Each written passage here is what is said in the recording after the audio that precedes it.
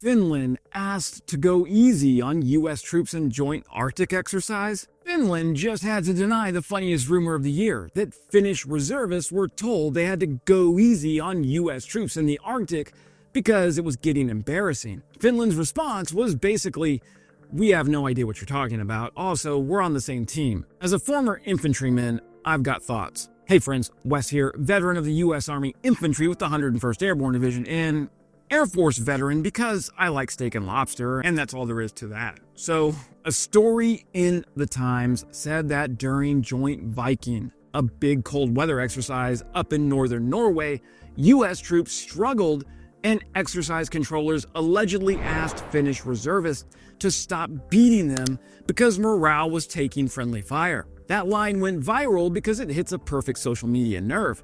It got humiliation, allies, winter, and a big American institution getting heckled. The internet can't resist. So the very excellent Warzone blog asked Finland about it, and Finland's Jaeger Brigade, Finland's only participant in Joint Viking 2025, came back with a hard no. They said they don't recognize that situation at all, and they weren't even acting as Op4 or opposition forces. They were operating alongside the US on the same side. So the story shifts from Finns dunk on Americans to something way more real. Arctic operations are hard. The US is still building muscle memory for it at scale. That's not a scandal. That's the point of training. Now, let's have some fun with it, because I promise you every infantry unit in every country has a version of this rumor.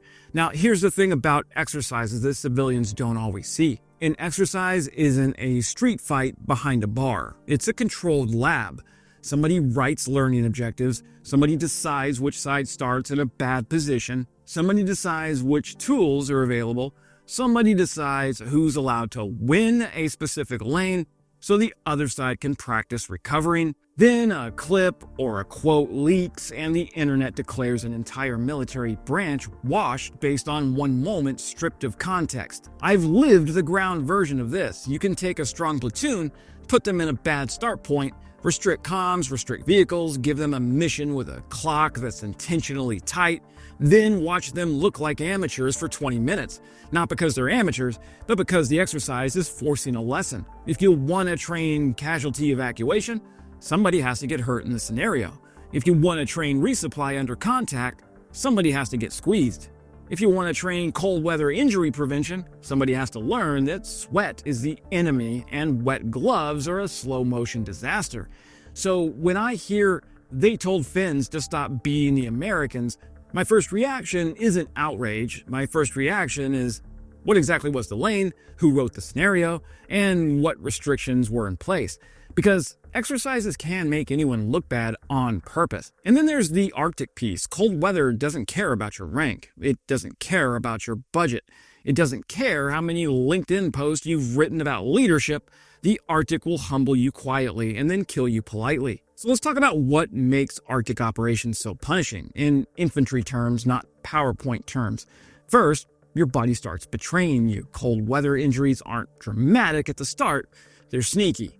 You lose sensation, you lose fine motor skills, you stop noticing small mistakes, then those mistakes stack up. Try reloading with gloves that aren't right for the job, or fingers that are pure white with no circulation. Try clearing a malfunction when your fingers feel like someone replaced them with frozen bratwursts.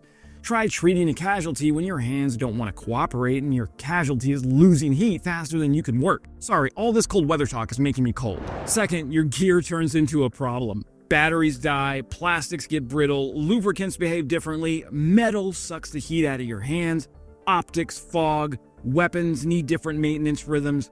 People love to talk about operating at scale. Well, here's what that means in the Arctic. It means your entire logistics plan becomes a fuel plan.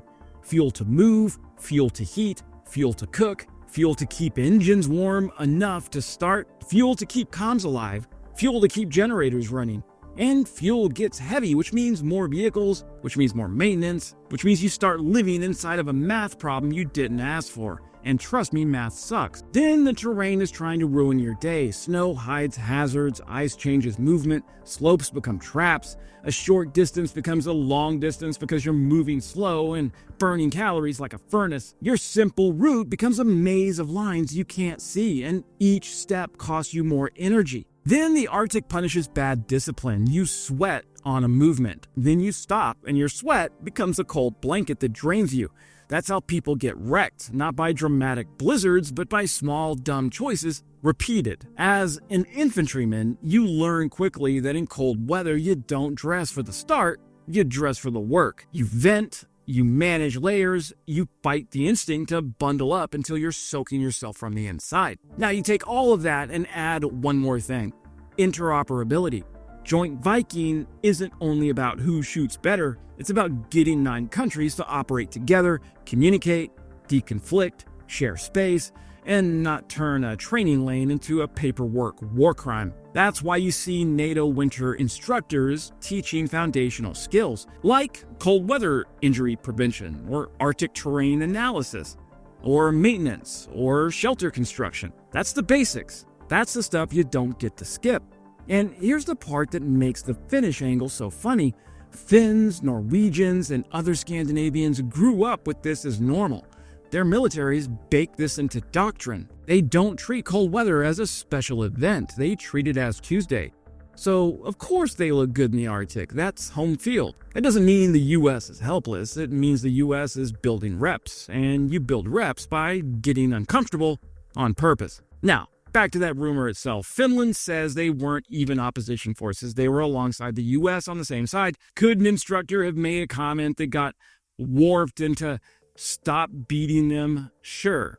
That's how barracks myths are born. Somebody says, ease up. We're training a different objective today. And the internet translates that to America got bullied. Also, anyone who's ever run an exercise knows the biggest enemy isn't the other side.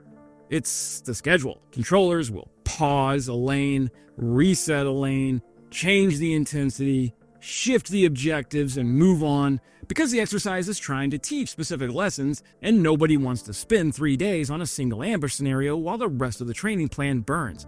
So, the viral story might be wrong in the details, but the underlying lesson is still real. Newsflash: the US has work to do to operate in the high north at scale. Now, this much is true. The Arctic is getting more important. Whether people like it or not, everyone is looking north. The US and its allies, Russia, China, all want presence and options in that region. But the Arctic isn't only a geography story, it's a logistics story. It's a basing story. It's a comms story. It's a sustainment story. It's a can you keep your forces alive and supplied in miserable conditions story. NATO also gets a real boost from Finland and Sweden joining. It adds serious northern competence into the alliance. That's a practical advantage. And here's the honest take as a grunt who really needs to quench his grunty thirst.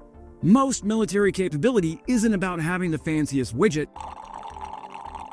It's about being able to show up, stay, and function under stress. And the Arctic is stress. So if Joint Viking exposed gaps, good. That's why you eat embarrassment in training, so you don't eat casualties in the real thing. And the US should want the Finns to be brutally competent.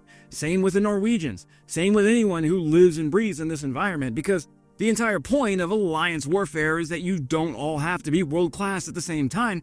You share strengths. The US brings mass, lift, ISR, long-range fires, and global logistics.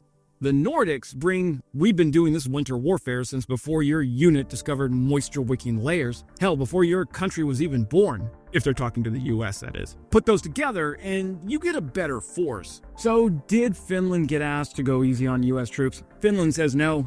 My infantry translation is the internet heard one spicy line and treated it like a peer-reviewed report. Still, I'll say this with love. If you take a warm weather unit and you throw them into the Arctic is going to collect its for-profit diploma mill tuition. Then the bill comes due in numb fingers, dead batteries, frozen canteens, and that one guy who dressed like he was going skiing instead of going to war. The good news is the US is doing the reps, the US is training with the right partners, and every single soldier who gets humbled in Norway is one less soldier who gets humbled in a real fight. Also, if the Finns ever did beat someone in an exercise, I'm not shocked. They're Finnish.